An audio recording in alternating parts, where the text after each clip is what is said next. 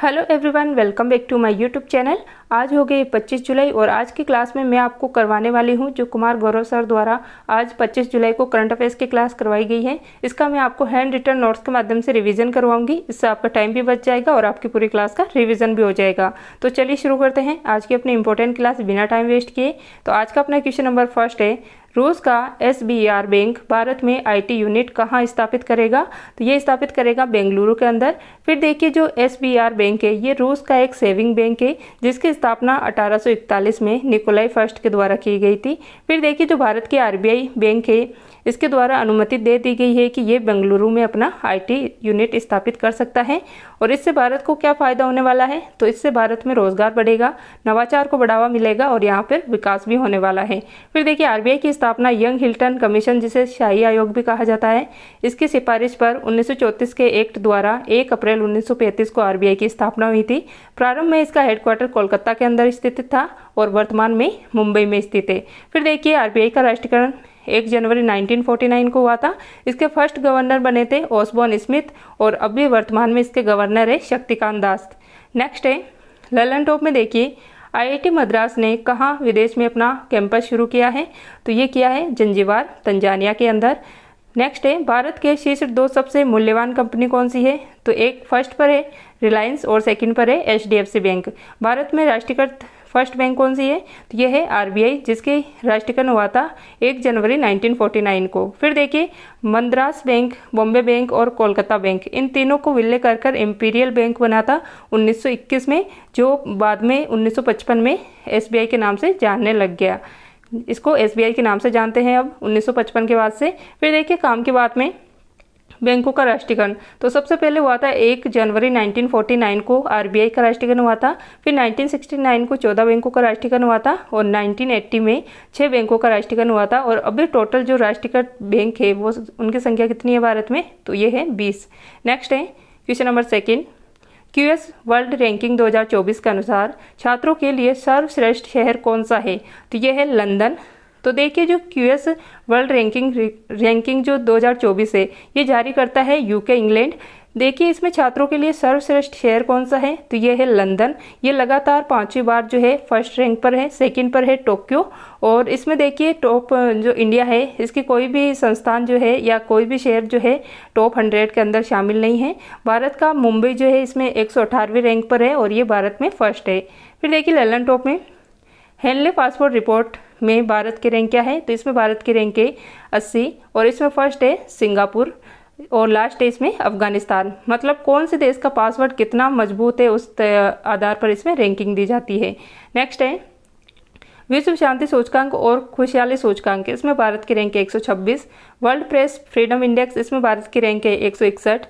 Logistic performance में है 38। English channel ये UK और फ्रांस के मध्य स्थित है और इसकी कोस्ट पर डोवर बैंक स्थित है जो कि मछली उत्पादन में विश्व में 1 नंबर पर है। फिर देखिए फर्स्ट भारतीय जिसने इंग्लिश चैनल को पार किया था वो थे मिहिर सेन और फर्स्ट भारतीय महिला कौन थी जिसने इंग्लिश चैनल को पार किया था? वो थी आरती शाह। तो ये सारी चीज़ें आप इंग्लिश चैनल से भी थोड़ा याद रख लेना। फिर देखिए काम की बात में ऑपरेशन गोल्डन आर्ब ये संबंधित है जो UK के चार्ल्स III है जिनका हाल ही में राज्य अभिषेक हुआ है, उनसे संबंधित ऑपरेशन मतलब गोल्डन आर्ब ऑपरेशन ये इनसे संबंधित है। फिर देखिए क्वेश्चन नंबर 3 है एशियाई सर्फिंग चैंपियनशिप 2023 में भारतीय टीम ने पहली बार कौन सा पदक जीता है? तो देखिए इसका आंसर हो जाएगा इसमें कांस्य पदक जीता है भारतीय टीम ने। तो एशियाई सर्फिंग चैंपियनशिप 2023 इसका होस्ट कौन है? तो ये है मालदीव। तो इसमें देखिए टोटल 18 देश इसमें शामिल हो रहे हैं और भारत जो है पहली बार इसमें शामिल हुआ है। और गोल्ड इसमें कौन लेकर आया है? जापान। सिल्वर मालदीव लेकर आया है और ब्रॉन्ज मेडल ये भारत लेकर आया है। नेक्स्ट है वर्ल्ड सर्फिंग लीग जो 2 अगस्त 2023 में होने वाली है। ये भारत में आयोजित किया जाएगा, ये महाबलीपुरम तमिलनाडु के अंदर इसका आयोजन होगा। क्या है? जो वर्ल्ड सर्फिंग लीग है इसका आयोजन। फिर देखिए सर्फिंग मतलब होता है जो पानी के खेल होता है और वो सर्फिंग के अंदर आते हैं। फिर देखिए पूरे विश्व में 5वें नंबर पर तमिलनाडु के खिलाड़ी है सर्फिंग के खेल में, तो ये भी याद रख लेना थोड़ा। ललन टॉप में देखिए मलेशिया मास्टर्स इसका विजेता है H पन्ने और ओरियल्स ओपन के है प्रियांशु राजावत, कनाडा ओपन के है लक्ष्य Sen, switch open, Indonesia open और कोरिया ओपन इन तीनों के विजेता हैं सात्विक और चिराग। फिर देखिए यूनेक्स सनराइज में मेल में कुनलावुत है और फीमेल में एनसी यंग है। काम की बात में देखिए मालदीव और मिनिकॉय के मध्य 8 डिग्री चैनल है, मिनिकॉय कवरत्ती के मध्य 9 डिग्री चैनल है, अंडमान निकोबार के मध्य 10 डिग्री चैनल है और भारत और पाकिस्तान को जोड़ने वाली संधि कौन सी है, तो यह है पाक जल संधि।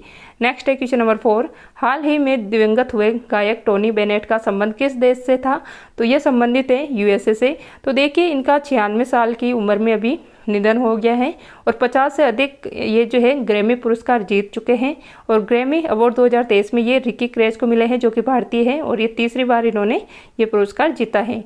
फिर देखिए ललन टॉप में कनक रेले ये मोहिनी अट्टम से संबंधित है जो कि केरल का शास्त्रीय नृत्य है, इनका हाल ही में निधन हो गया है। बालकृष्ण दोषी इनका हाल ही में निधन हुआ है और ये वास्तुकला से संबंधित है, इनको इस बार पद्म विभूषण मिला है। दिलीप महालनोबिस तो इनका भी निधन हो गया है और इन्होंने ORS गोल की खोज खोज की थी और इनको भी पद्म विभूषण मिला है। नीलमणि फूफड़ इनका भी निधन हो गया है और इनको 56वां ज्ञानपीठ पुरस्कार मिला था, ये असम के रहने वाले हैं और इस बार जो 57वां ज्ञानपीठ पुरस्कार मिला है ये दामोदर मोजा को मिला है। नेक्स्ट है काम की बात में देखिए ग्रैमी पुरस्कार जीतने वाले पहले भारतीय कौन थे, ये थे रविशंकर जिन्होंने 1968 में ग्रैमी पुरस्कार जीता था और किस एल्बम के लिए मिला था इनको, तो ये मिला था बेस्ट मेट्स ईस्ट के लिए। नेक्स्ट है क्वेश्चन नंबर 5, हाल ही में भारत की पहली कैनबिस मेडिसिन परियोजना कहाँ प्रारंभ की गई है, तो ये प्रारंभ की गई है जम्मू कश्मीर के अंदर। देखिए जो कैनबिस मेडिसिन परियोजना है ये भारत की फर्स्ट है और ये जम्मू कश्मीर में इसको लॉन्च किया गया है। तो कैनबिस मतलब होता है भांग, THC और मारिजुआना आदि नामों से इसको जाना जाता है और इसकी जो खेती है इसको लीगली यहाँ पर अधिकार दे दिया है कि यहाँ पर लीगली इसकी खेती कर सकते हैं। किस लिए, मतलब दवाई की जो दर्द की दवाई होती है इसके लिए और जो न्यूरोपैथी है इसके लिए। नेक्स्ट है ललन टॉप में देखिए जिला सुशासन सूचकांक जारी करने वाला फर्स्ट राज्य कौन सा है, तो ये जम्मू कश्मीर है। लेवेंडर फेस्टिवल और बैंगनी क्रांति का आयोजन ये जम्मू कश्मीर में किया जाता है। ट्यूलिप गार्डन ये जम्मू कश्मीर में स्थित है। दाचिंगम नेशनल पार्क ये भी जम्मू कश्मीर में स्थित है और इसके अंदर ही हंगुल पाया जाता है। जम्मू कश्मीर से लद्दाख कब अलग यूटी बना था, तो ये बना था 31 अक्टूबर 2019 को। लद्दाख और जम्मू कश्मीर ये अलग अलग यूटी बन गए थे। फिर देखिए G20 पर्यटन समूह की 3rd बैठक ये जम्मू कश्मीर के श्रीनगर में जो डल झील स्थित है यहाँ पर हुई है। फिर देखिए काम की बात में जम्मू कश्मीर में पहली बार अंतरिम सरकार का गठन ये हुआ था 1948 को और उस समय PM घोषित किया गया था शेख अब्दुल्ला को। फिर देखिए जम्मू कश्मीर में कौन स्थायी नागरिक रह सकता है, तो ये उस समय आर्टिकल 35A के अंदर बताया जाता था और ये आर्टिकल अभी समाप्त कर दिया गया है। और जम्मू कश्मीर का संविधान कब बना था, तो ये बना था 1956 को। जम्मू कश्मीर का इतिहास ये राज तरंगिणी पुस्तक में मिलता है जिसके लेखक है कल्हण। नेक्स्ट है प्रतिवर्ष राष्ट्रीय आयकर दिवस कब मनाया जाता है, तो ये मनाया जाता है 24 जुलाई को।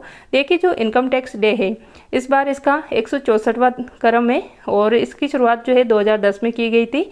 तो मतलब इसके जो पेश किया जाता है ये इसका 164वीं बार इस बार पेश किया जा रहा है और इसके जो डे मनाया जाता है ये 2010 से इसकी शुरुआत की गई थी और इस बार इसका आयोजन किया जा रहा है नई दिल्ली के अंदर। जो वित्त मंत्री निर्मला सीतारमण है इनके द्वारा इसका आयोजन किया जा रहा है। 24 जुलाई 1860 को जो है जेम्स विल्सन द्वारा पहली बार आयकर को पेश किया गया था और जेम्स विल्सन को ही आयकर टैक्स का जो है मतलब इनकम टैक्स का जनक माना जाता है। फिर देखिए ललन टॉप में इनकम टैक्स में स्लैब की संख्या 6 से 5 कर दी गई है। जो बजट 1 फरवरी 2023 को पेश हुआ था उसमें वर्तमान में कर मुक्त राशि ये 2.5 लाख से 3 लाख कर दी गई है। GST ये 101वां संविधान संशोधन द्वारा 1 जुलाई 2017 को लागू हुई थी विजय केलकर समिति की सिफारिश पर। ये एक अप्रत्यक्ष कर है और संवर्ती सूची पर लगने वाला कर है।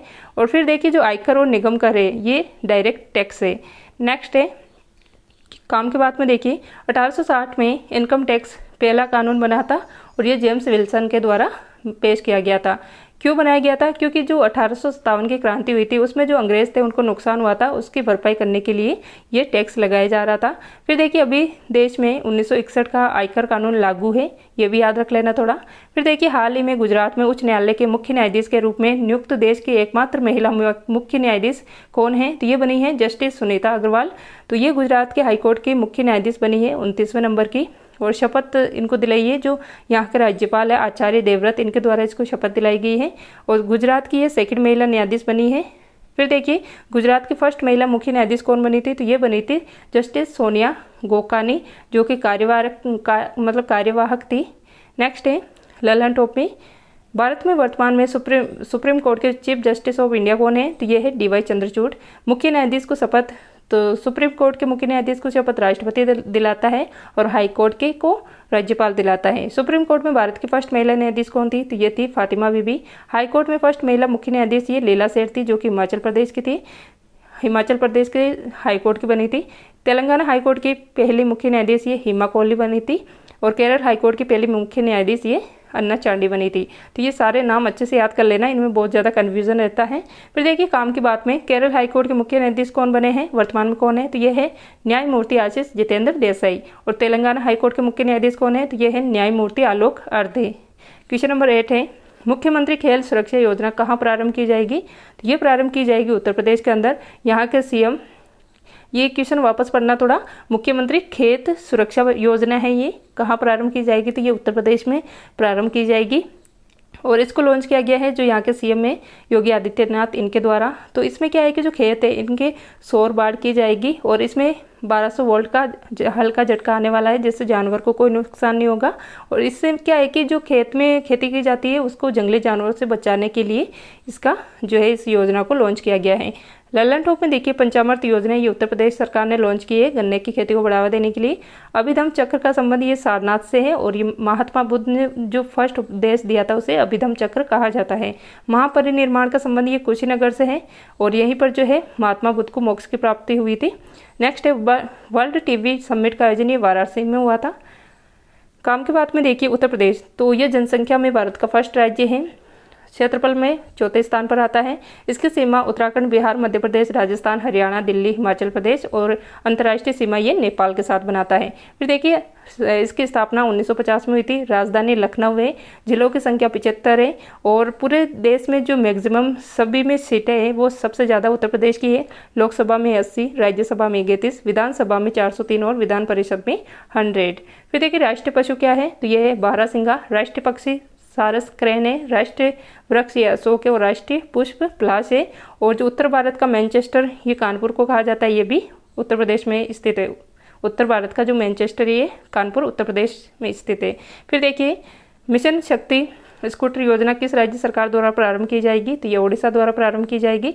देखिए जो मिशन शक्ति स्कूटर योजना है इसमें ओडिशा के जो सीएम है नवीन पटनायक, इनके द्वारा लॉन्च की गई है। इसमें देखिए जो स्कूटर खरीदने के लिए ब्याज मुक्त बैंक लोन इसमें दिया जाएगा और लाभार्थी को कितना पैसा मिलने वाला है? 1 लाख रुपये इसमें ब्याज फ्री राशि दी जाएगी। ललन टॉप में देखिए जनजाति खेल महोत्सव ये भुवनेश्वर में मनाया गया है। इकमरा परियोजना ये ओडिशा में मनाई गई है, मतलब ओडिशा में लॉन्च की गई है। जो लिंगराज मंदिर है इसका जीर्णोद्धार करने के लिए। यूएन हैबिटेट अवार्ड ये जागा मिशन के लिए ओडिशा को मिला है। कोणार्क मंदिर ये ओडिशा में स्थित है, इसको ब्लैक पेगोडा भी कहा जाता है। इसका निर्माण नरसिंह देव फर्स्ट ने करवाया था, जो कि गंगवंश के हैं और ये मंदिर भगवान सूर्य को समर्पित है। नेक्स्ट है गोल्डन पेगोडा देश, ये म्यांमार को कहा जाता है। सप्त पेगोडा ये महाबलीपुरम तमिलनाडु में स्थित है। ये रथ मंदिर भी कहा जाता है इसको और ये पल्लव वंश ने इसका निर्माण करवाया था। काम की बात में देखिए अशोक ने अपने 13वें शिलालेख में कलिंग युद्ध और अपने हृदय के परिवर्तन की व्याख्या की थी और कलिंग युद्ध ये 261 बीसी में हुआ था। क्वेश्चन नंबर 10 है देश का पहला कंस्ट्रक्शन इनोवेशन हब कहाँ स्थापित किया जाएगा? तो ये केरल में स्थापित किया जाएगा। तो देखिए जो कंस्ट्रक्शन इनोवेशन हब है ये देश का पहला होने वाला है और ये स्थापित किया जाएगा केरल के अंदर। और कौन सी कंपनी की सहायता से? तो इसको स्थापित कर रही है जो केरल स्टार्टअप कंपनी है, इसकी सहायता से, और इससे जो है नवाचार को बढ़ावा दिया जाएगा। फिर देखिए ललन टॉप में श्री अन्न उत्कृष्टता केंद्र ये हैदराबाद में स्थापित किया जाएगा। ऑनलाइन गेमिंग उत्कृष्टता केंद्र ये शिलोंग मेघालय में स्थापित किया जाएगा। के-फोन परियोजना, तो देखिए जो ऑप्टिकल फाइबर लागू करने वाला जो केरल है ये भारत का जो है देश का पहला राज्य बन गया है जिसने खुद का इंटरनेट स्थापित किया है ऑप्टिकल फाइबर। फिर देखिए INS विक्रांत, तो कोच्चि से इसको लॉन्च किया गया था 2 सितंबर 2022 को और ये भारत का स्वदेशी विमान वाहक पोत है। नेक्स्ट है काम की बात में देखिए केरल के प्रमुख लोक नृत्य में देखिए कथकली, ओडम, मोहिनीअट्टम और कालियट्टम, जिसमें से कथकली और मोहिनीअट्टम ये केरल के शास्त्रीय नृत्य हैं। प्रमुख पर्यटन स्थल ये है पद्मनाथ स्वामी का मंदिर और सबरीमाला मंदिर। सबरीमाला मंदिर में मकर विलक्कु त्योहार मनाया जाता है। क्वेश्चन नंबर 11 है गृह मंत्री अमित शाह ने आंध्र प्रदेश के कुर्नूल में भगवान श्री राम की 108 फीट ऊंची प्रतिमा का किया शिलान्यास। तो ये थी आज की अपनी क्लास। आई होप आपको ये क्लास पसंद आई होगी। अगर आपको ये क्लास अच्छी लगी है तो प्लीज़ इसे ज़्यादा से ज़्यादा शेयर कीजिएगा, लाइक कीजिएगा और कमेंट करके ज़रूर बताइएगा कि आपको ये क्लास कैसी लगी है। चैनल पे अभी नए हो तो चैनल को सब्सक्राइब करके बेल आइकन को प्रेस कर लीजिएगा। आपको इस क्लास की PDF मेरे टेलीग्राम चैनल पर मिल जाएगी और टेलीग्राम चैनल का लिंक मैं कमेंट बॉक्स में पिन कर दूंगी, तो वहाँ से जाकर आप ज्वाइन करके वहाँ से PDF डाउनलोड कर लेना। तो मिलते हैं नेक्स्ट क्लास में। क्लास देखने के लिए थैंक यू।